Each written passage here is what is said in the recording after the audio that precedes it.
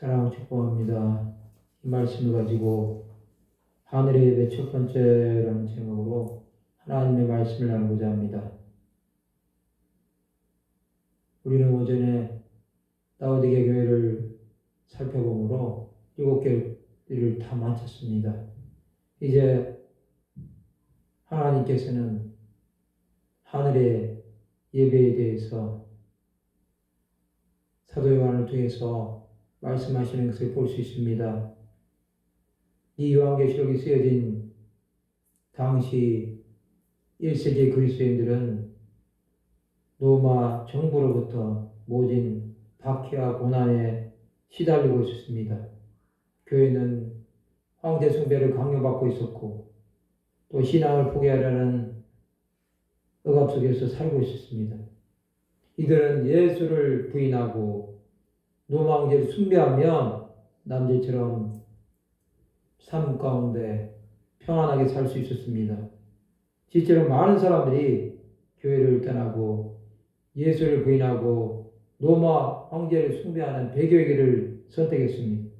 이러한 상황 가운데서 교회는 하루하루 정말로 살얼음판을 걷는 그러한 길을 가고 있었습니다.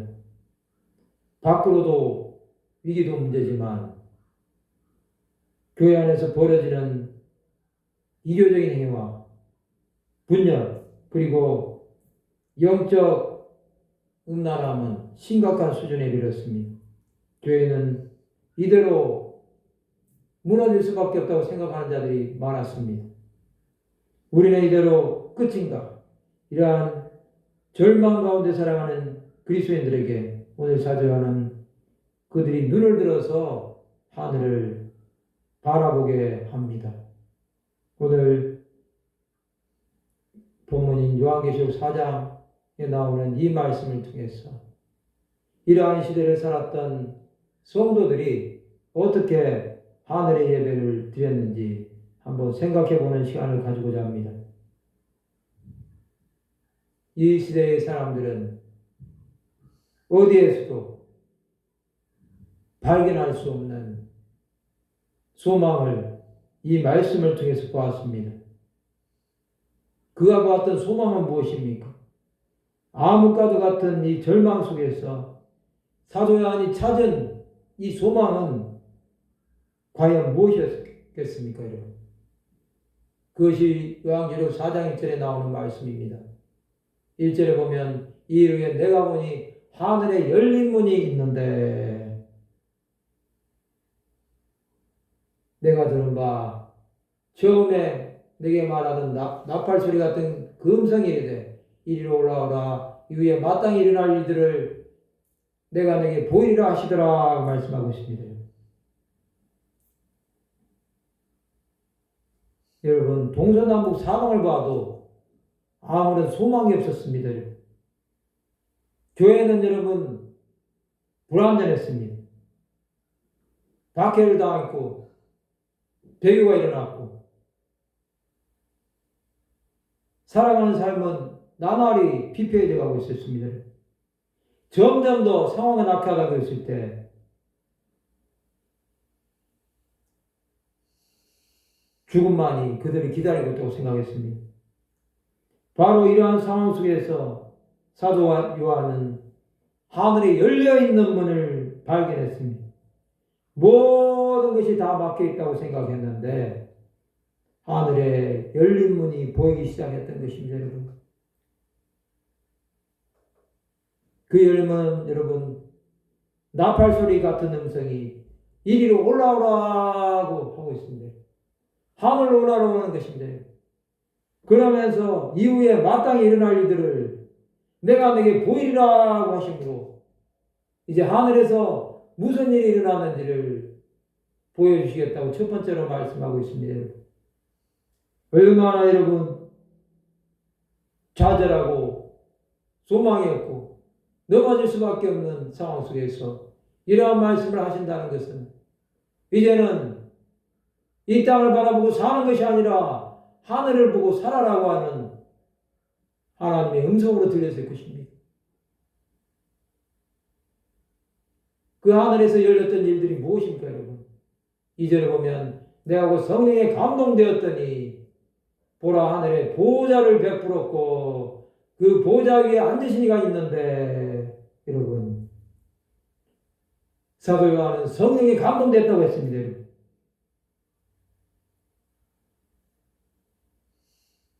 그럴 때 보라 하늘에 보좌를 베풀었다고 했습니다. 이 하늘의 보좌는 여러분 하나님께서 앉으신 보좌를 말씀하고 있습니다. 그 보좌 위에 앉으신 이가 있는데 그가 예수 그리스도라는 사실인데 보좌에 앉으시니 어린 양께 찬송과 존귀와 영광을 세세토록 돌릴지어다 하고 찬양하고 있지 않습니까 여러분? 여러분 이 보좌에 앉으시니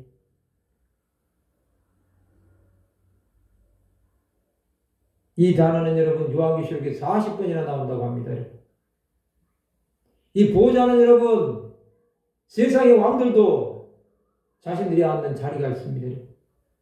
이것은 통치자가 다스리는 것을 말합니다. 누구든지 이 보좌에 앉는 사람이 왕이요 세상의 통치자입니다. 1세기 로마 제국이 온 세상을 다스릴 때 보좌에 앉은 자가 바로 황제 도미티우스였습니다. 그런 그리스도인들을 박해하고 그들을 핍박했습니다. 그러나 사도 요한은 환상 가운데 하늘에 열려진 이 보좌를 보게 됩니다. 육신의 눈으로 볼 때는 여러분 로마 황제가 이 땅을 다스리는 것으로 보일 수 있습니다. 그러나 하늘을 바라보니 영의 눈으로 보니 역사의 주관자는 하나님이시라는 사실을 그가 알았다는 것입니다. 이 성부 하나님은 인류의 역사를 다스리고 있다는 것입니다. 모든 것은 하나님의 주권대로 된다는 것입니다.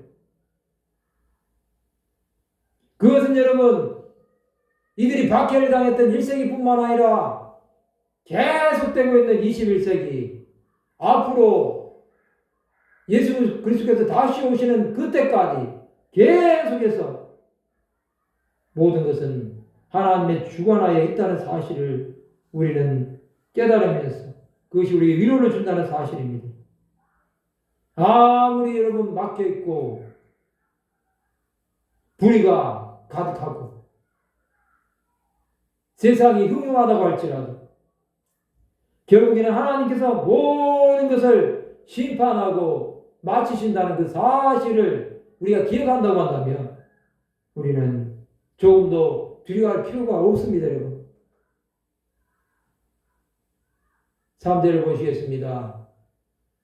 이제는 그 앉으신 이의 모습이 나옵니다. 앉으신 이의 모양이 벼과 홍보석 같고 또 무지개가 있어 보호자에 둘렸는데 그 모양이 녹보석 같더라 말씀하고 있습니다. 사도 요한은 여러분 보호자에 앉으신 하나님을 바라보았습니다. 그 모습은 세상의 언어로 표현할 수 없었습니다. 요한은 여러분 사도 하나님의 모습을 바로 본 것이 아니라 그분의 빛나는 광채와 또 빛나는 영광스러운 모습을 묘사한 것으로 보여집니다. 우리는 이 보석을 통해서 하나님의 성품을 보게 됩니다.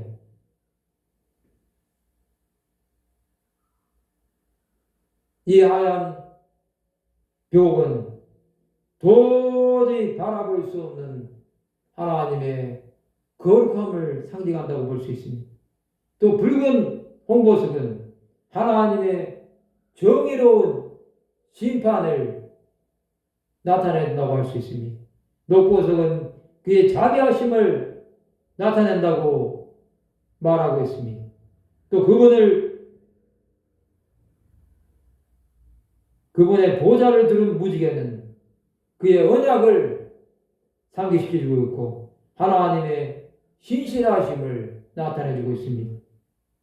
요한이 이렇게 말한 것은 하나님에 대해서 감히 말할 수 없기 때문에 이렇게 표현할 수밖에 없었습니다. 우리가 어떻게 하나님의 이 광대하심과 영화로우심을 나타낼 수 있겠습니까, 여러분? 우리는 여러분 유한언어로 말할 수밖에 없습니다. 하나님에 대해서 우리가 아무리 말한다고 할지라도 그것은 여러분 도저히 다 표현을 못합니다, 여러분.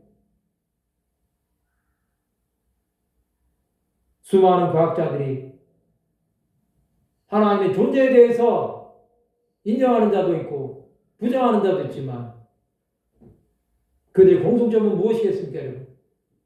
하나님의 존재를 인정하는 자들은 그분의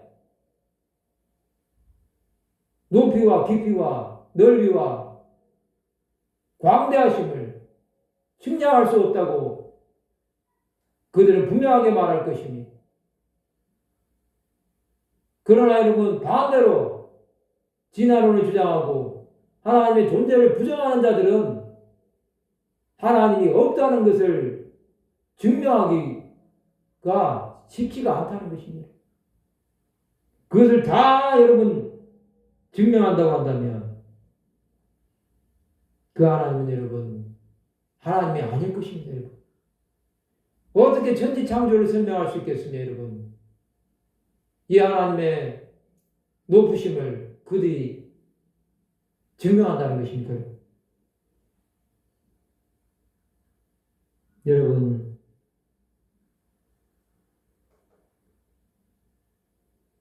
이 보좌에는 또 다른 모습이 있습니다. 4절에 보면 또 보좌에 들려 24 보좌들이 있고 그 보좌들 위에 24 장로들이 흰옷을 입고 모래에 금관을 쓰고 앉았더라 말씀하고 있습니다. 4절에 보면 여러분 24 장로들이 나옵니다, 여러분.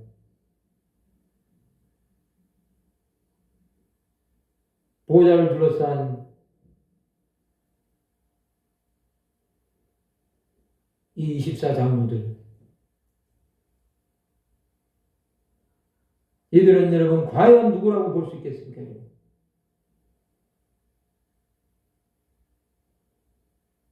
그것은 여러분 오늘 아침에 읽었던 라오디게아 교회에 대한 말씀 가운데서 나옵니다. 그것이 요한계시록 3장 21절에 보면 나옵니다.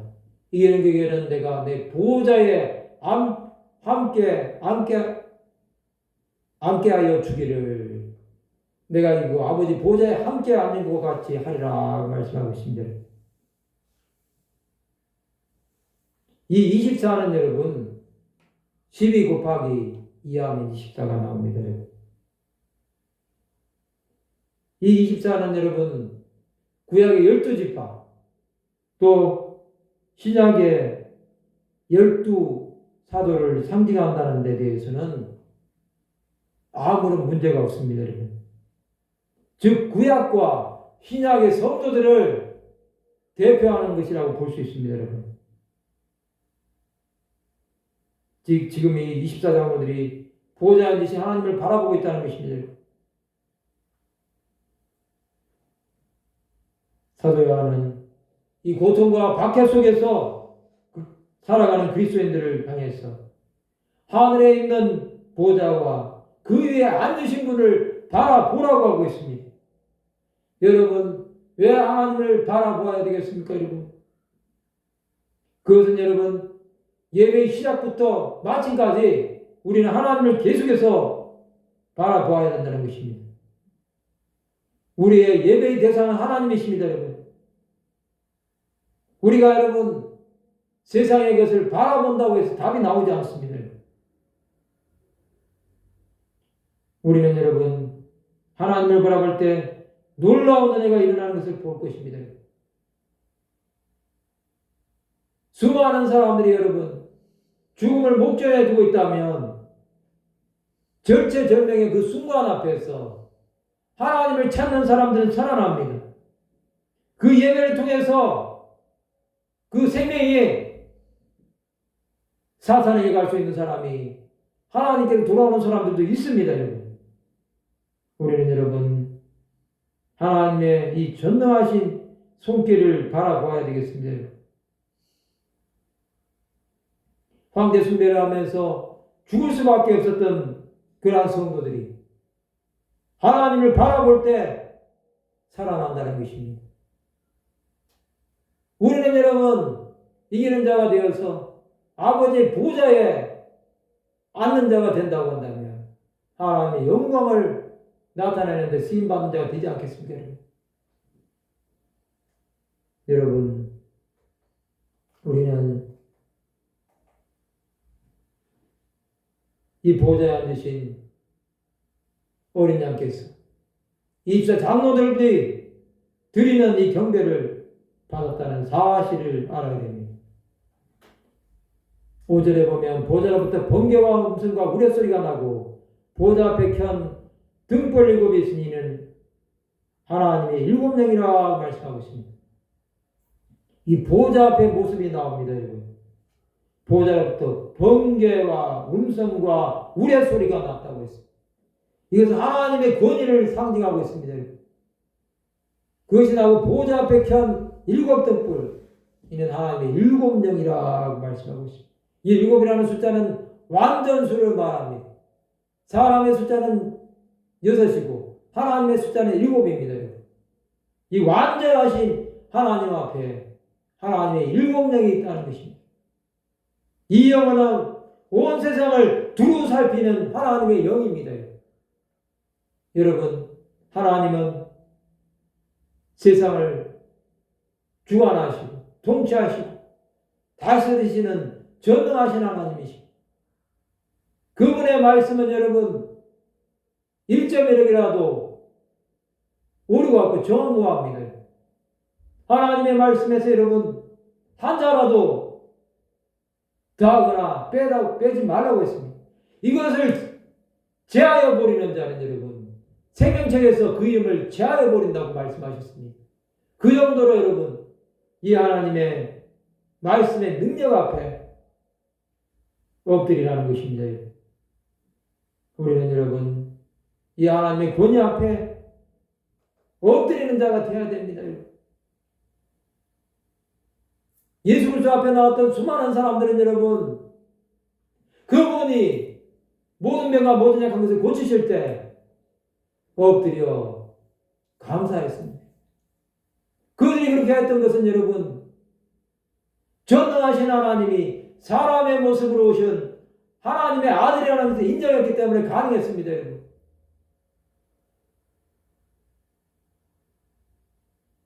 마태복음 8장에 나오는 백부장을 한번 생각해 보십시오.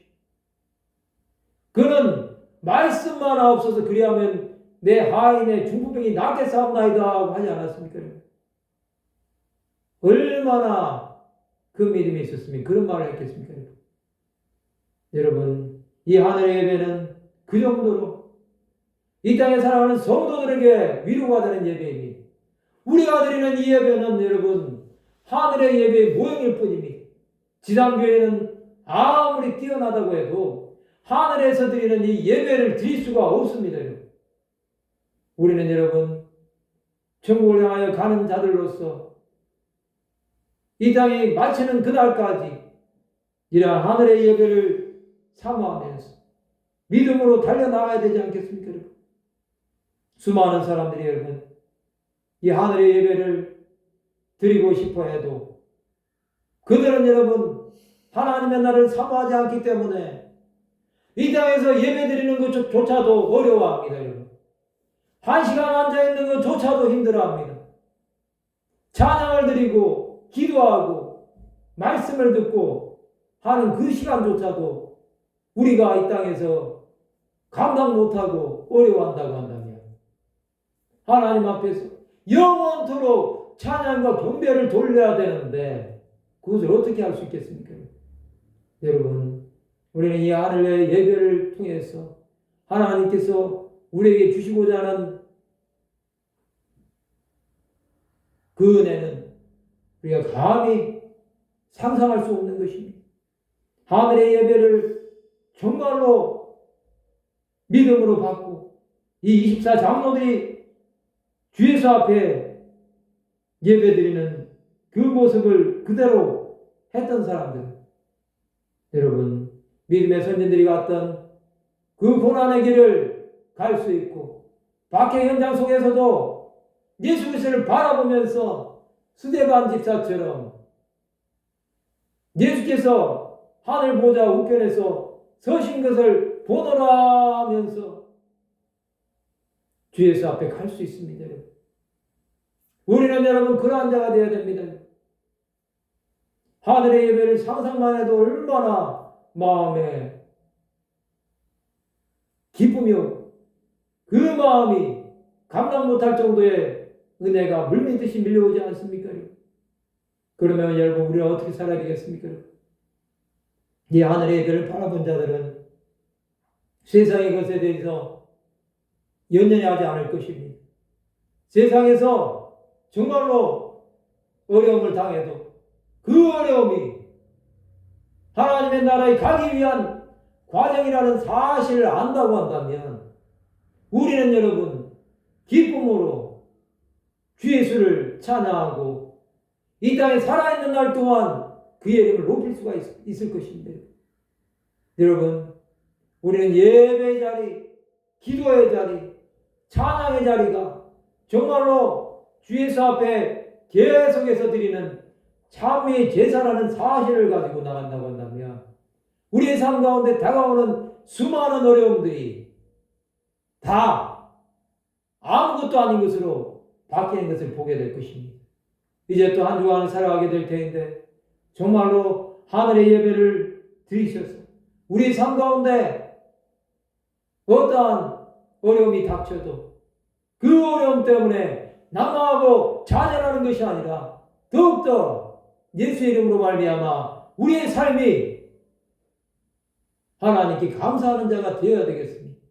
그렇게 살아갈 때 하나님은 우리를 통해서 정말로 행하시고자 하는 그 놀라운 일들을 계속해서 이루어가게 하실 것입니다. 여러분 정말로 사랑하고 축복합니다. 하늘의 예배를 마음껏 드리시고 주 앞에서는 그날까지 우리가 기쁨으로 살아가고 우리 삶 가운데 날마다 승리의 노래로 주의 이름을 높이는 귀한 하나님의 사람들이 되시기 바랍니다.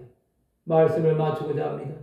하늘의 예배를 통해서 우리가 더욱더 주 예수를 나의 구주, 나의 하나님으로 바라볼 뿐만 아니라 이 24장로들이 했던 그 예배를 통해서 하나님께 영광을 돌리는 삶을 살았듯이 우리 삶도 하나님의 성품을 닮아서 거룩함과 순결함으로 날마다 무장하여서 하나님의 뜻가운 행함으로 승리의 삶을 날마다 살아가는 귀한 하나님의 사람들이 다 되시기를 주님의 이름으로 축원합니다.